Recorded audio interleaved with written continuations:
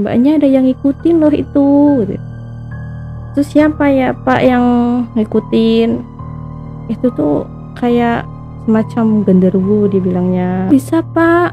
Terus gimana ngatasinnya? Aku bisa ngobatin kamu. Namanya dikunci, pintunya ditutup pakai kursi depan pintunya. Udah kamu ke kamar mandi, lepas baju semua gitu. Astagfirullah. Semua pak, iya. Kata pengen cepet selesai masalah kamu. Ya udah aku bantuin. Assalamualaikum warahmatullahi wabarakatuh. Kembali lagi bersama aku Maya Aska. Di video kali ini kita podcast di studio terbaru kita. Studionya seperti ini ya, nggak horor. Kita buat temanya lebih ke elegan. Jadi nanti ceritanya aja yang horor ya dari narasumber kita dan dari aku pribadi nanti yang cerita horor. Nah, di kesempatan kali ini aku kedatangan narasumber langsung dari Jawa Tengah.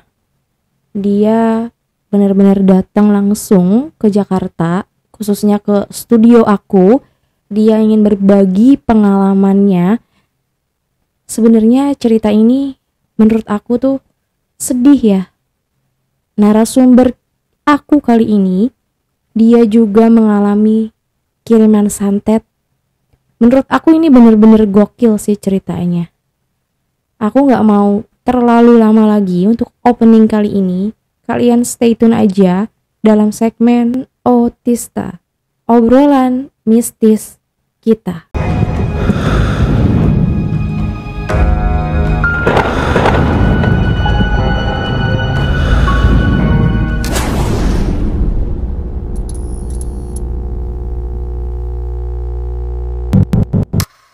Narasumbernya udah ada di samping aku.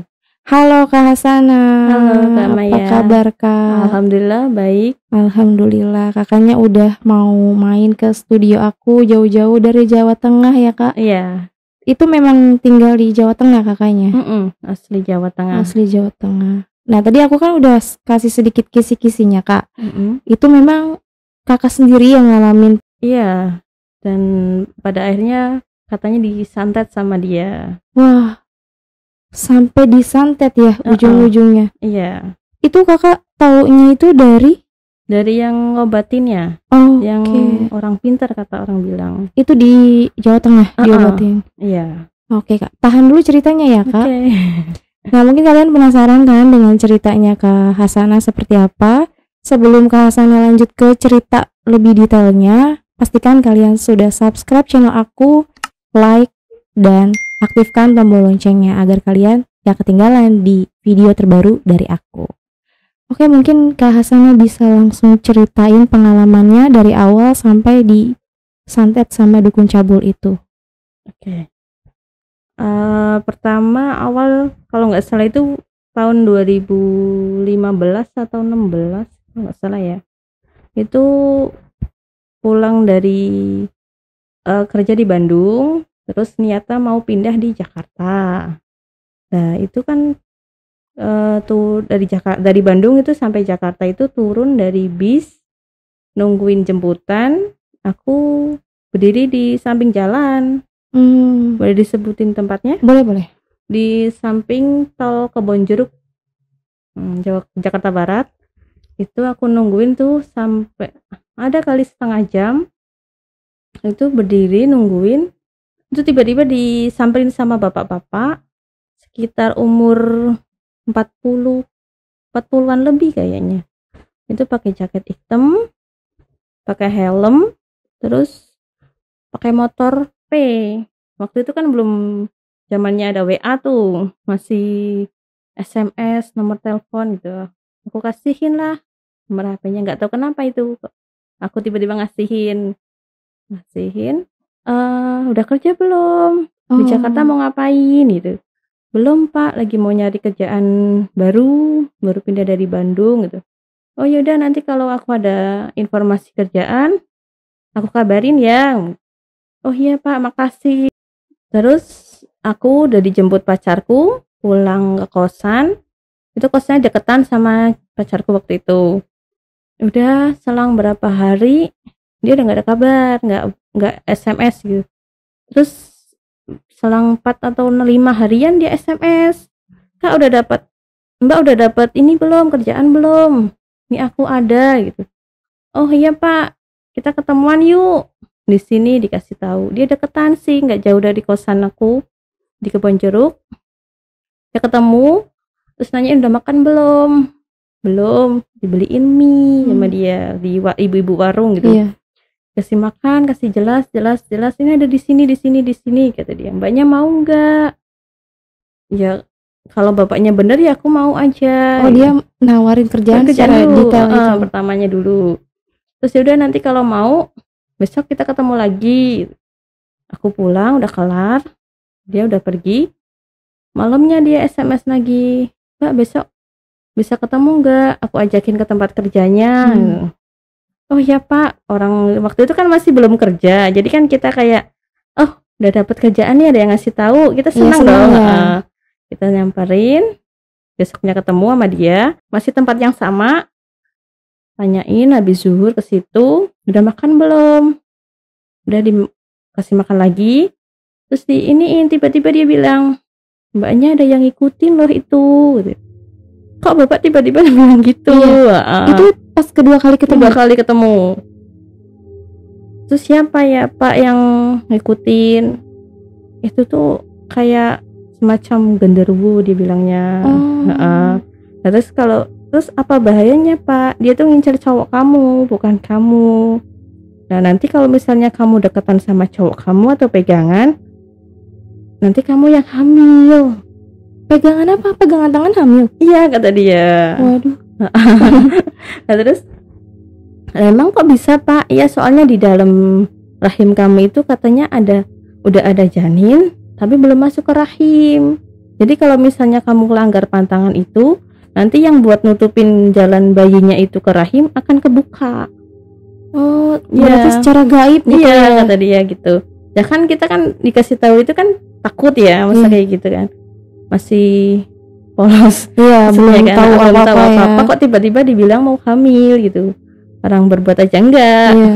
Habis itu kok bisa Pak? Terus gimana ngatasinnya? Aku bisa ngobatin kamu. Tadi ya. Terus ya udah aku mau Pak, caranya gimana? Yaudah yuk ikut aku gitu. Terus aku diajak pergi ke masjid di Kebonjeruk, di Kepa. Aku ingat itu di belakang di seberang Aciles, di Kedoya itu. Aku nyampe situ, aku nungguin dia sholat duha kata dia. Berarti masih pagi? Habis zuhur. Hah? Habis zuhur? Iya, gak tau aku kan masa itu kan masih pikiran udah kacau, ini kok bisa hamil. Jadi nggak kepikiran dia mau sholat duha, mau terserah dia bilangnya mau sholat itu. Aku duduk di emperan masjid. Aku kemudian masuk, dia sholat, dia keluar, udah selesai. Terus jelasin gini, mbaknya udah udah hamil, mbaknya udah kelanggar ya kata dia.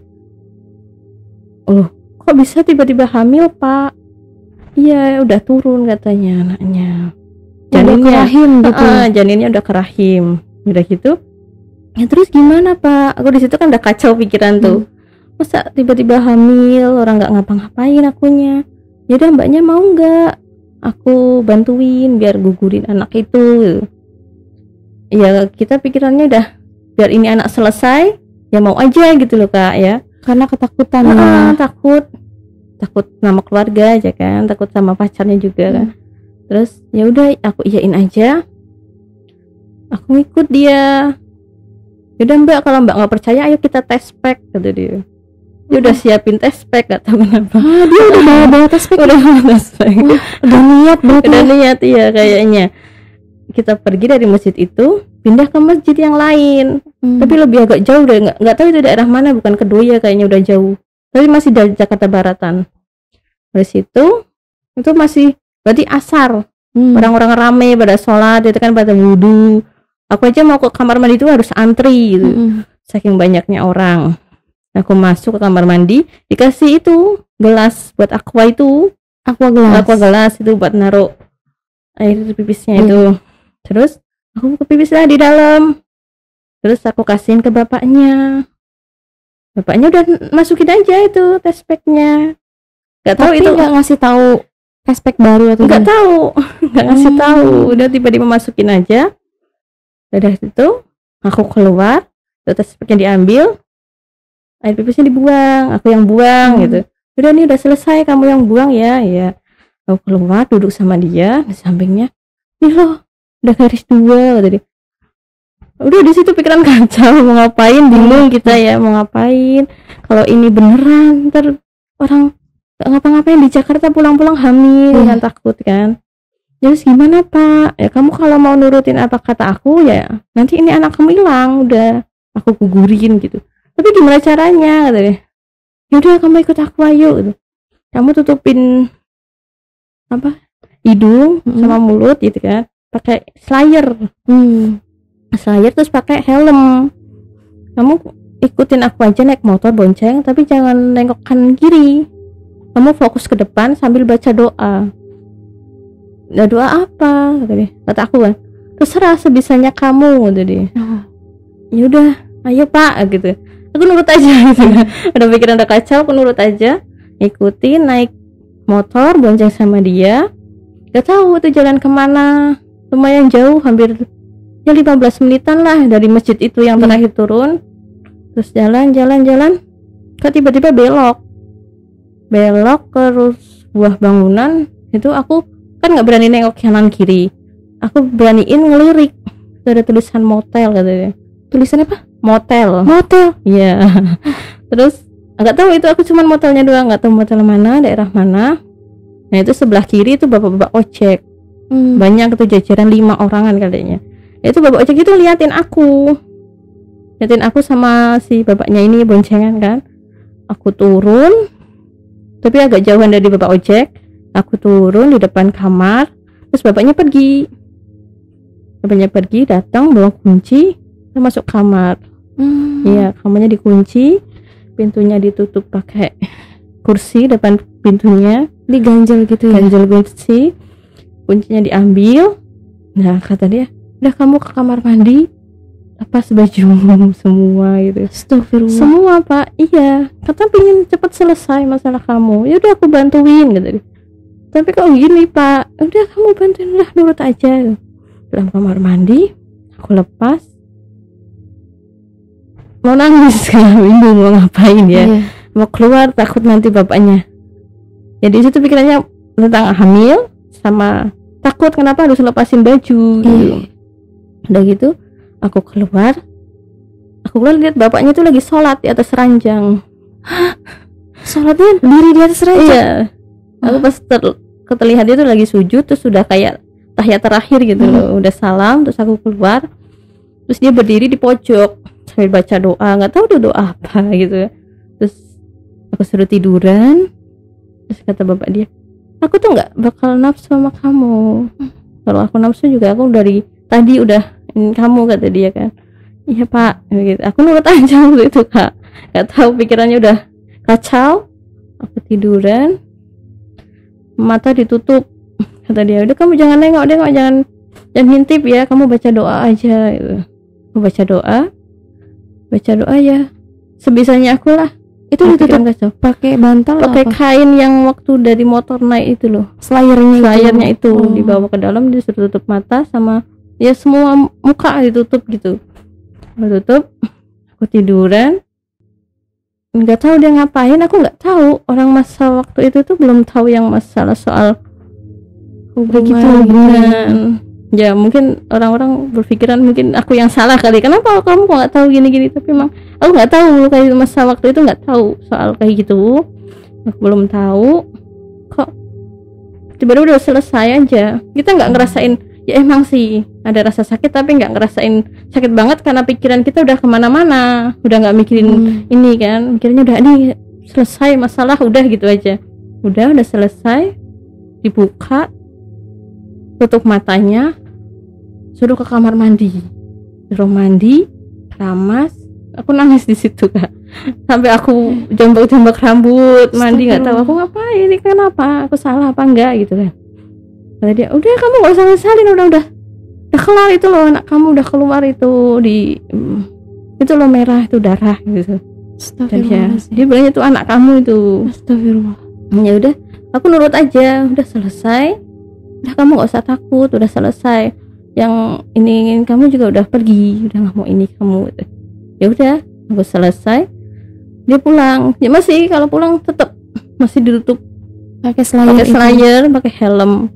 Sebelum pulang tuh nggak tahu aku, kamu jangan lihat kanan kiri ya, aku mau nyari money changer kata dia, penukaran uang. Nanti aku, ini uangku uang luar semua, nanti aku kasih kamu buat bekal di Jakarta gitu. Aku iyain aja, orang udah, aku pikirannya tuh udah aku mau pulang, udah selesai gitu, aku nggak mau ketemu kamu lagi gitu dong.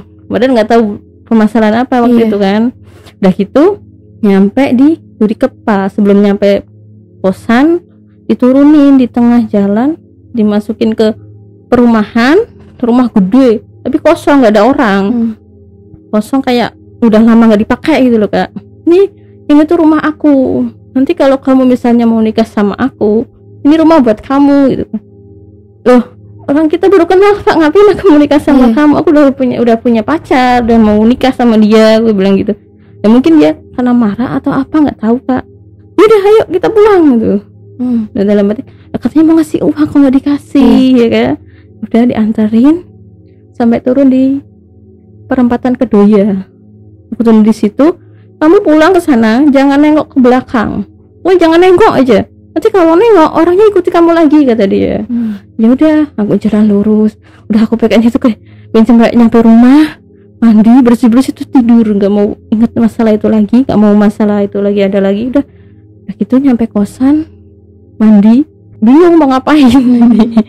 Mau ngapain, iya mau cerita sama siapa, takut ini bener apa enggak, ini aku yang dialamin apa bener kayak gitu apa bukan ya kan. Udah gitu aku nyamperin cowok, aku cerita, nggak cerita, aku nangis sama dia ke cowoknya. Kamu kenapa? Nggak apa-apa. Kok kamu kayak ketakutan gitu? Iya nggak apa-apa, udah kamu di sini aja nemenin aku gitu. Ya udah gitu seminggu kayaknya Kak ngalamin kayak ketakutan, kalau mandi aja masih takut, kayak ada yang bayang-bayangin di belakang gitu. Orangnya itu masih kayak kebayang-bayang di pikiran gitu. Udah gitu udah mungkin kalau kayak gini mungkin aku nggak salah, dia yang salah.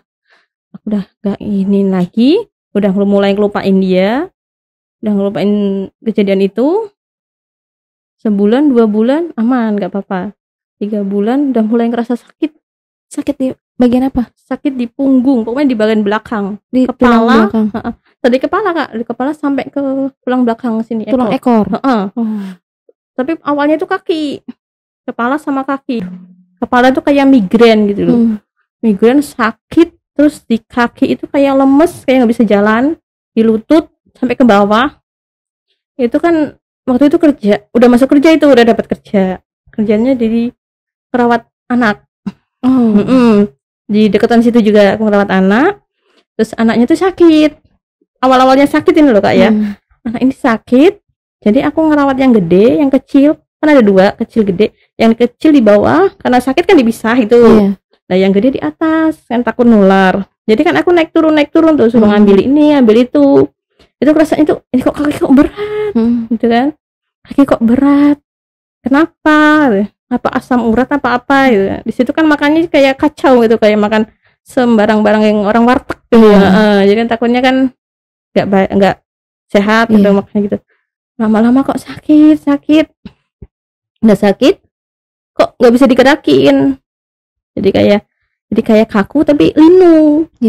Pengen jalan kan nggak bisa, orang di tempat kerja kan kita harus paksain kerja ya, nggak bisa berhenti. Udah gitu kayak ibunya nggak mau tahu, aku udah ngeluh sama si ibunya, Bu ini kakiku sakit, aku nggak bisa naik turun gitu. Ya terus siapa yang mau bantuin aku? Mbaknya kan udah tua nggak bisa naik turun.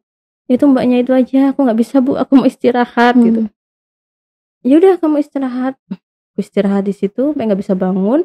Ditengokin sama ibunya, kamu sakit apa? Tahu Bu, kakinya sakit. Kalau digerakin linu gitu. Ya udah ntar malam ke dokter. Emang dokternya dokter ngambil dokter malam gitu, biar siangnya masih bisa kerja. Aku malamnya ke sana diantarin sama pacar. Di situ kata dokternya, kenapa? Kakinya sakit Pak, dari lutut, linu gitu. Kamu umur berapa gitu?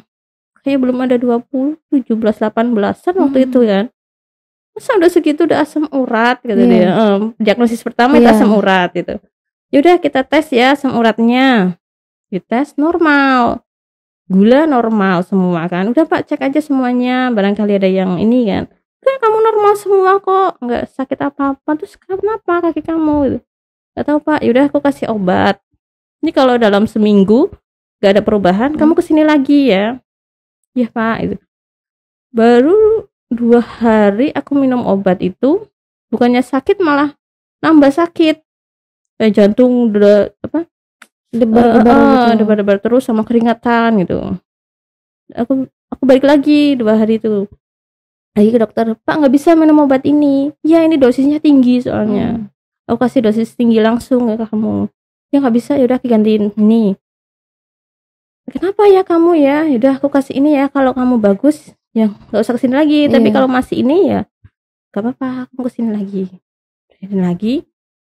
2 hari 3 hari nggak cocok Kak. Masih tetap sama obatnya. Nyalur ke punggung. Udah sampai ke atas nyalur ke punggung. Itu tuh sampai lindung kayak tidur tuh kayak di atas papan itu loh. Jadi bukan kayak kasur, di atas papan terus ada kayunya. Jenggol itu loh. Di situ aku balik ke situ. Pak ini kok malah tambah ke atas. Ke kakinya udah mendingan, udah bisa bawa jalan tapi masih lindung, malah ke atas gitu. Ya gimana ya, aku juga bingung, nggak tahu kamu sakit apa. Di ini juga normal semua. Aku cek juga nggak ada yang memar atau apa di belakang kan. Kamu mau nggak ditusuk jarum? Kayak akupuntur gitu. Kayak akupuntur di sini. Terus aku nanya, berapa Pak? Karena waktu itu kan masih kerja kan, pertama kan belum ada ini kan. Sekali akupuntur 100.000. Nanti deh Pak, aku ngomongin dulu sama ibu bosnya gitu. Barangkali dia mau bantuin, aku bond dulu gitu. Ya udah, aku pulang. Aku datang lagi. Aku bilang sama bos, ya udah kalau kamu itu baik ya udah aku bantuin kamu gitu. Ya udah aku datang lagi. Kayaknya ini bukan soal ini deh, kata buat dokternya kan, datang lagi. Bukan sakit medis ya. Kamu mau nggak di rongsen? Kita rongsen dulu Kak. Ya udah Pak, minta surat rujukan rongsen. Nah, aku minta rujukan rongsen lah di Puskesmas Kebonjeruk itu. Aku di situ di rongsen. Kan nggak langsung jadi tuh, berapa hari nunggu kan waktu itu. Rongsen hari itu berapa hari nunggu. Waktu mau ngambil aku diajak ke Bandung, kerja di Bandung, dibawa bosnya ke Bandung. Jadi otomatis yang ngambil kan pacarku. Ngambil, aku WA kan, aku penasaran kan. Sakit apa kata deh. Orang dibuka katanya nggak apa-apa kata dokternya, orang bagus, tulang kamu bagus semua gitu. Nah, terus kenapa sakit? Aku bawa ke sana tuh kayak sakit punggung, kalau kaki udah mendingan Kak, tapi punggung tuh masih sakit banget, kayak ada sesuatu yang jalan gitu di bawah kulit, sama kepala tuh berat kayak vertigo gitu, muter gitu rasanya. Iya, sakit, muter, udah nggak bisa diinin kan. Kalau misalnya kumat itu, tapi nggak sering kayak berhenti ntar enggak, ini terus berhenti gitu kan, kayak dikasih jeda buat ini ya. Udah gitu, udah pulang tuh. Nah kan kata dokternya nih, bawa ke yang rujukan ini. Aku bawa lagi ke dokter itu yang saranin buat rongsen. Ini kamu bagus kok, nggak kenapa-napa. Terus kenapa kamu sakitnya gitu. Gak tahu Pak, aku juga bingung gitu. Ya udah aku nggak bisa ngasih obat lagi gitu. Dia takut kenapa gitu kan. Orang kamu sehat badannya tapi kasih obat takut nanti malah sakit gitu. Ya udah, bapaknya udah nyerah. Aku nyampe pulang lagi dah. Bingung tuh satu bos itu, satu rumah itu. Ya kenapa kamu sana ini. Nah terus si ibu bosnya itu nawarin, bukan ibu bosnya sih, si neneknya yang aku ngomong itu di sana tuh bagus tuh pengobatannya, kamu mau nggak gitu. Lah aku nanya berapa Bu gitu. Ya mahal gitu dia. Orang ini kan pengobatan kayak Cina gitu kan. Ya kalau mahal nggak usah deh Bu, nanti aku malah kayak balas budinya susah sama ibunya gitu. Malah disindirin, ya itu tuh enak tuh, mau dikasih obat malah kamunya nggak mau pengobatan itu. Nggak Bu, nanti malah aku jadi nggak enak. Ya udah gitu, yaudah kalau nggak mau ya udah gitu aku udah nggak bisa bangun. Aku telepon ke rumah, Nelfon orang tuaku suruh jemput, nggak bisa pulang kan, ngapain di situ kan jadi beban orang Iya. kan. Aku nelpon suruh pulang, bapakku jemput di Jakarta, dijemput, bawa pulang, dibawa kasih rongsinya, dibawa semua, dibawa pulang, aku pulang. Habis pulang sampai rumah kita masih iniin ke dokter yang lainnya Di kampung. di kampung. Ya nggak apa-apa, orang ini nggak apa-apa, hasil rongsinya juga bagus. Ya kamu sakit apa? Nggak tahu Pak, sakit punggungku, kalau tidur kayak ngeganjel gitu. Jadi aku tidurnya kayak miring atau enggak tengkurap, itu sakit banget itu. Habis gitu udah nyerah itu pengobatan ininya ya, terus ke paranormal gitu. Kata orang pinter, kata orang pinter, Bapak Ustadz sih itu, bukan orang pinter. Kita ke Pak Ustadz, datangin, kita ceritain sakit-sakitnya apa, dia nggak megang, dia cuma lihat gitu doang. Kamu banyakin baca doa aja deh, banyakin istighfar atau apa gitu ya. Iya Pak, berarti kan udah nggak bener itu kelihatannya ya, bukan suruh minum ini, bukan suruh ini ya. Itu bapaknya udah tahu, cuman nggak mau cerita mungkin ya. Udah gitu udah, ibu sama bapak udah nyerah. Udah kita iniin aja, nanti barangkali dia sembuh sendiri, ini biarin gitu. Udah gitu, selang berapa bulan, kayak 1 atau 2 bulan gitu, si masih tak sakit Kak, tapi ya itu kan ada jedanya. Si cowokku pulang dari Jakarta, dia mungkin dengar ceritaku kayak gini ya. Jadi dia pulang, dia main ke tempat temennya, terus disaranin suruh ke sini, ke temanku aja, barangkali cocok sama dia gitu. Ya udah yuk, malam itu juga dia main ke sana, ke tempat ini orang yang pintar tadi ya. Terus yang orang pintarnya bilang gini sama cowokku gitu, ngapain kamu kesini bawa nenek-nenek itu, kata dia. Oh, yang dia lihat itu wujudnya nenek-nenek. Si suami si pacarku masih utuh, tapi belakangnya ada nenek-nenek. Iya, yang dia lihat si gaibnya itu ya. Nah gitu, jadi nggak tahu apa-apa dong.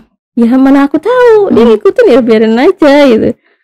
Iya itu nggak baik itu buat kamu, kata dia. Oh ya, terus dia liatin fotoku, langsung dia gini, kata si pacarku waktu itu kan, yaudah kita ketemu aja, aku obatin kamu gitu. Dia belum cerita aku diapain dia nggak tahu.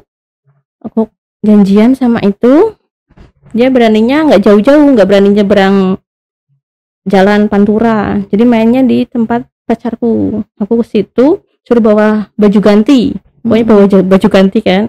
Udah gitu ketemu, kenalan sama masnya, itu masih muda masnya, masih ya sepantaran lah sama pacarku, berarti 20 waktu itu ya, 26 27-an lah.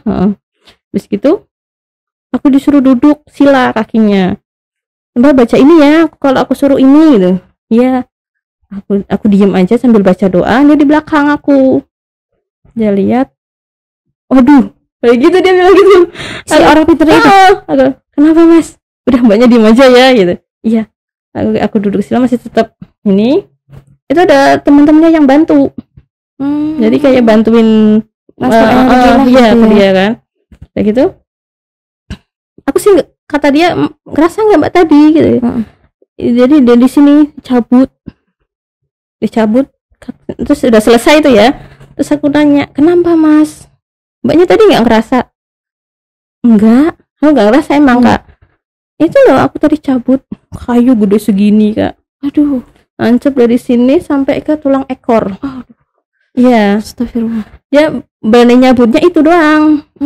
Soalnya yang kecil-kecil masih banyak, jadi kayak pasak di tenda itu ya, dari tancep-tancepin ya. Jadi di sini banyak. Kayaknya di titik-titik belakang badan ya. Iya. Jadi yang gede cuma dari sini sampai ke tulang ekor. Aku masa sampai gitu sih Mas? Ya ini yang kecil belum tak cabut loh Mbak, gitu masih yang gede gitu. Nah terus kapan mau nyabutnya? Nanti kita bikin janjian, tapi malam-malam bisanya. Ya aku malam nggak bisa keluar, nggak boleh ya, mesti ya sama orang tua kan. Yaudah nanti aku ke rumahmu. Gitu. Udah gitu, udah selesai. Kamu baju ganti, lepas, kamu mandi di belakang, mandi keramas. semua, nanti ini baju aku buang yang aku pakai tadi buat ini ya. Jadi yang yang itu yang baru aku pakai lagi. Ya udah, kamu pokoknya kalau malam banyakin doa ya, kata si masnya itu. Ya mas, tapi nggak apa-apa kan? Insya Allah nggak apa-apa. Udah dibantuin ini. Udah gitu, selang gak nyampe seminggu kayaknya, Mbak aku bisa nih ke rumah kamu. Ya udah, pas pacarku juga masih di rumah, dia ngikut ke rumah. Sama nyampe rumah itu malam-malam jam 9-an kayaknya kak. Dia nggak berani sebelum isya lakuin ritual itu katanya. Dia bantu masuk ke rumah sama dia, cowokku, terus sama tiga temennya itu masih umurnya masih di bawahnya dia, seumuran aku kayaknya. Nah itu di situ lampu dimatiin. Orang tua suruh di dalam, jangan keluar katanya. Aku di ruang tamu itu nggak berani. Terus dia gini, udah ya mbak, kamu banyakin doa aja, banyakin doa. Aku doa sambil doa dia nyabutin yang kecil-kecil itu kan. Yang kayu-kayu kecil. Yang kecil-kecil itu dia cabutin. Ya emang sih kayak dia narik kayak gini, kayak narik benang gitu kan. Terus cabut itu udah selesai. Terus ada satu lagi, gak tahu kenapa dia nggak kuat, mungkin ya dia kerasukan si ininya, mbahnya yang ngajarinnya, guru si masnya itu. Dia masukin, ini harus dijaga ini, jangan sampai ini alhamdulillah udah selesai. Dia minum kopi, minta kopi yang panas. Leluhur si orang pinternya itu. Iya.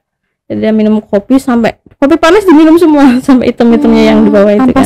Ya sebelum ritual itu dia minta kopi hitam pahit sama kopi hitam manis.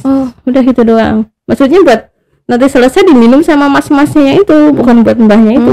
Niatnya nih kalau misalnya bisa, aku sendiri bisa lakuin mbak, tapi katanya nggak bisa, aku nggak kuat. Nah, jadi dibantu sama mbahnya kata dia.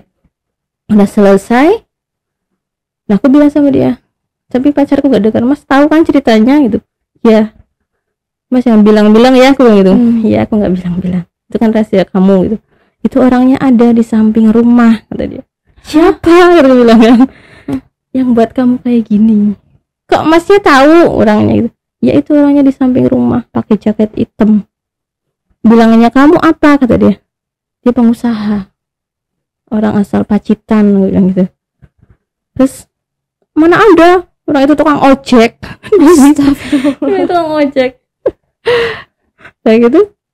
Ya aku bilang ini, ditantang langsung dong, suruh masuk aja mas, ngapain di luar. Dia bilang gitu, jadi masuk sini pak. Dia nggak mau. Dia keluar, dia pergi lagi.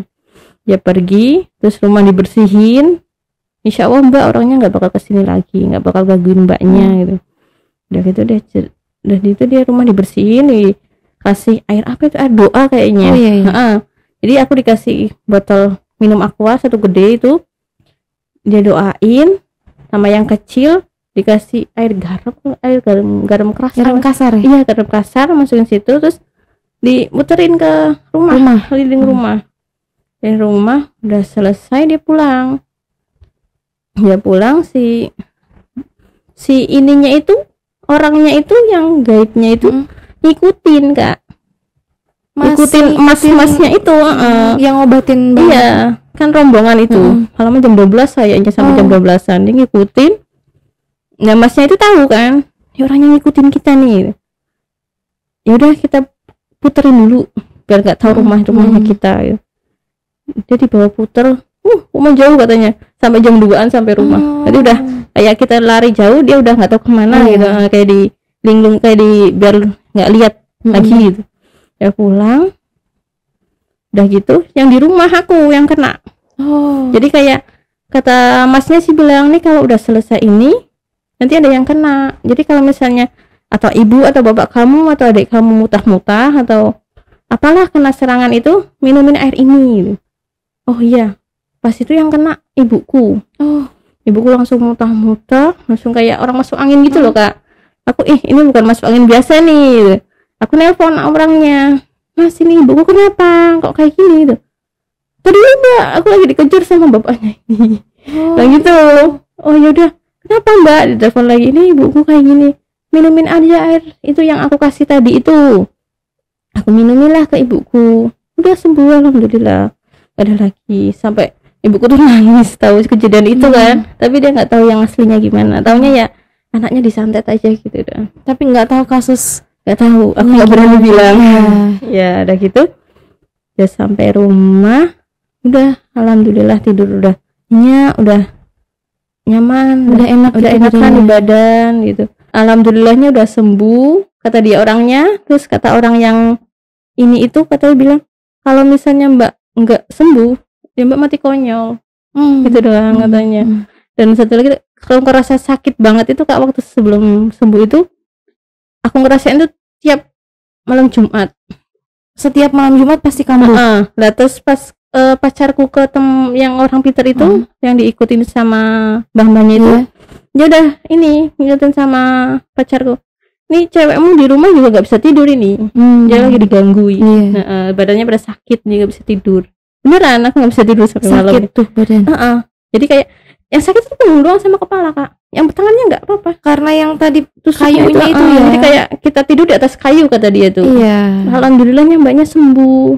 Ya mungkin aku perantaranya Gusti Allah kata dia ketemu sama aku. Ya Mbak, makasih ya. Ya kita nggak bisa ngapain. Kayak gitu doang ya, nggak bisa ngasih. Alhamdulillahnya sembuh ya. Alhamdulillahnya sembuh sampai sekarang. Dan kata dia, terus gimana Mas biar nggak kena lagi? Ya mbaknya jangan ke Jakarta tadi. Oh nggak boleh ke Jakarta kan. Nah kenapa? Nanti takut ketemu di jalan lagi, nanti tempelan lagi gitu. Dia balas dendam mungkin kan, masih tahu mbaknya di sini gitu. Iya aku lakuin tuh berapa bulan gitu. Mbaknya jangan mikirin dia ya gitu. Jangan, udah biarin, lupain aja, udah kelar masalahnya. Nanti kalau misalnya mikirin dia tahu mbaknya di mana. Dipanggil lagi, kena lagi. Iya Mas, makasih ya gitu. Udah bilang, terima kasih banget Mas, ya Allah ya. Ya ibuku ya makasih, mau ngasih apa nggak bisa ngasih apa-apa ya. Cuman bilang makasih doang sama Masnya. Ini ada sedikit pertanyaan dari aku ya kayak. Sebenarnya sih pertanyaannya nanti lebih ke intim, cuma kalau kakaknya keberatan untuk nggak mau ngejawab nggak apa.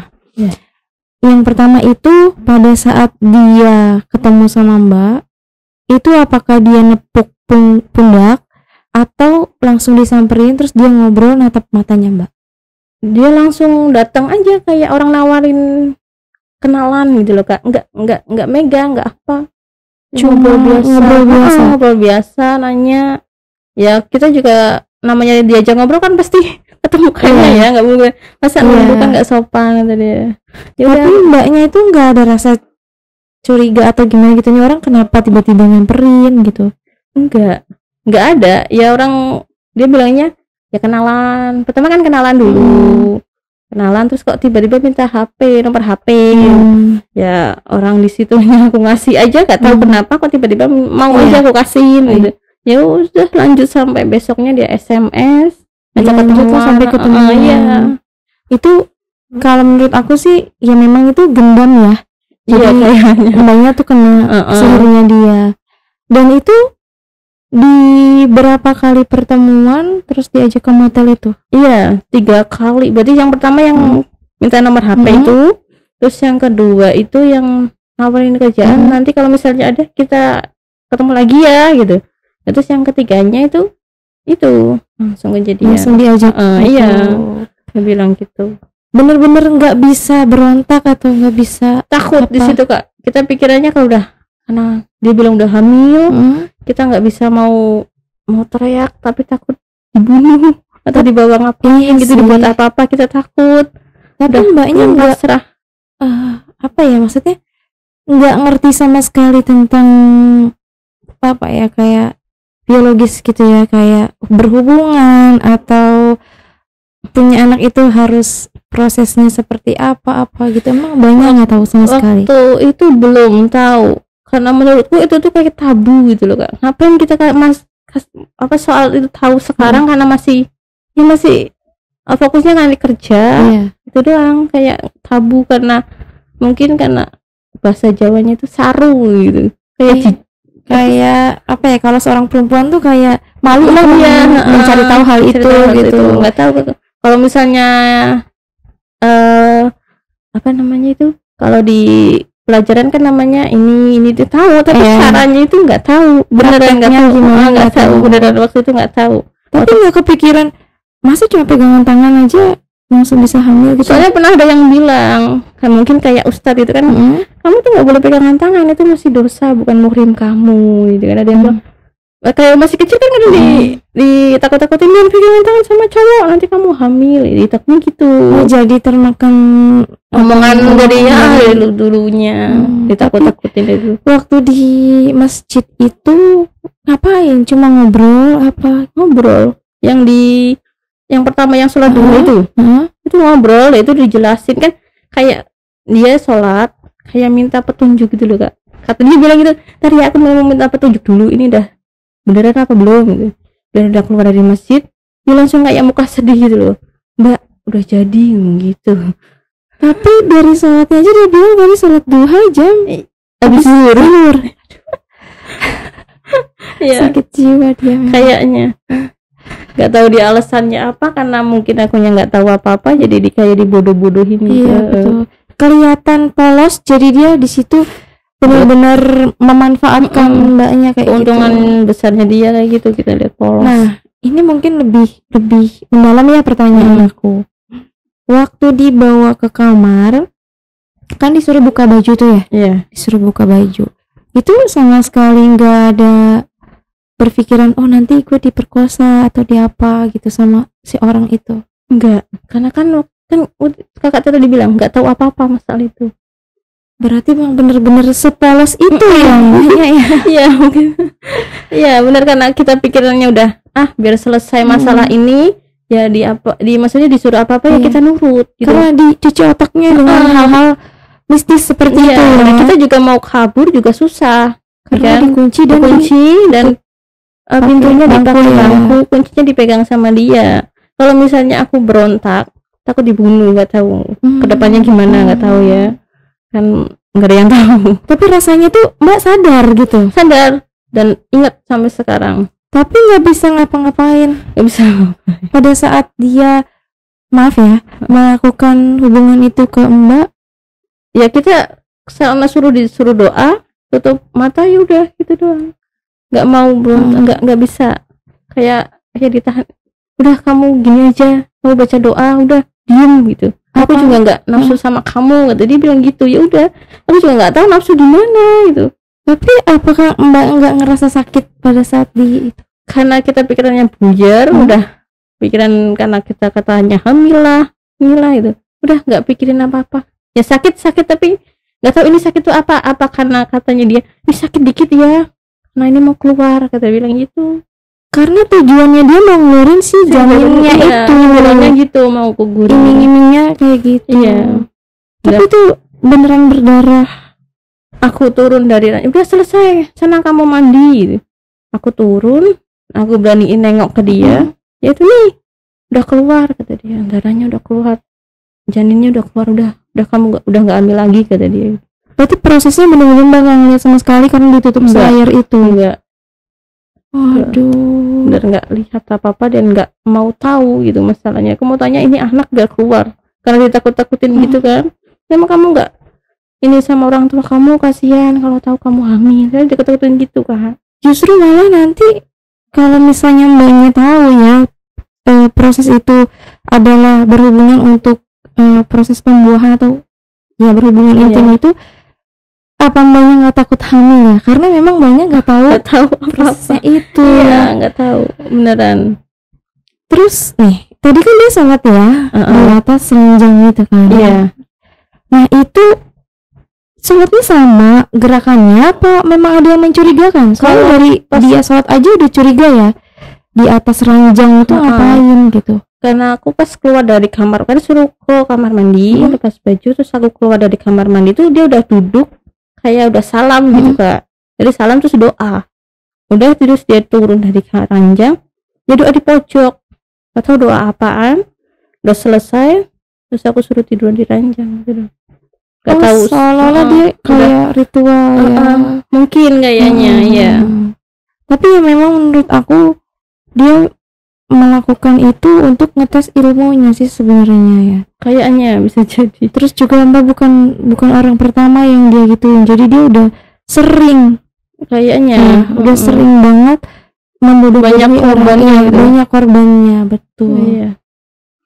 Aduh, itu aku nggak sampai kayak Mbak maaf ya, maksudnya tuh Mbak cerita di sini tuh nggak masalah gitu sama suami atau Iya, suami sih udah, ya dia bukan ngizinin sih, aku nggak bilang sama dia kalau mau aku cerita di sini. Aku bilangnya ada urusan di Jakarta Barat di Kak Maya gitu.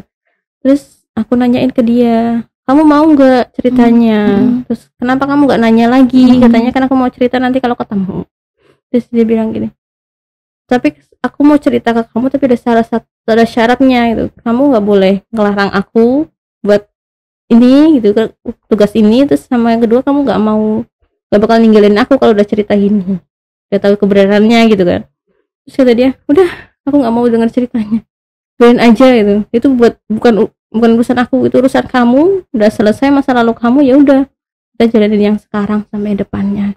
Tapi kalau misalnya suatu saat suaminya nonton video ini gimana? Ya nggak apa-apa. Nggak apa-apa, biar dia tahu. Terus kedepannya ya itu di tangannya dia. Mau ikhlasin lepasin ya nggak apa-apa. Kalau mau lanjut ya alhamdulillah. Sudah. Kalau aku kok jadi sedih ya, maksudnya mungkin banyak nggak ada tempat untuk curhat ya, mau cerita juga. Iya nggak berani mau cerita ke orang tua pun takut pikiran, takut sakit ya. Iya, sebenarnya kan kayak itu kan kayak orang-orang bilang kan aib ya. Betul. Takut nanti orang tua ini, kamunya aja nggak bisa jaga diri gitu kan. Ya gimana jaga diri? Orang itu udah nggak tahu apa-apa, tiba-tiba kayak gitu udah jalannya aja kayak lancar aja jalannya gitu, kayak nggak ada masalah apa. Ada yang nyegah itu nggak ada. Udah jalan. Di sini juga mbaknya juga bukan untuk membuka aib ya, tapi mau biar berdamai dengan masa lalunya dan orang lain bisa ambil pelajarannya dari cerita. Barangkali tahu cerita aku terus ada korban yang hampir sama, ya mungkin jangan diem, kita speak up aja. Betul.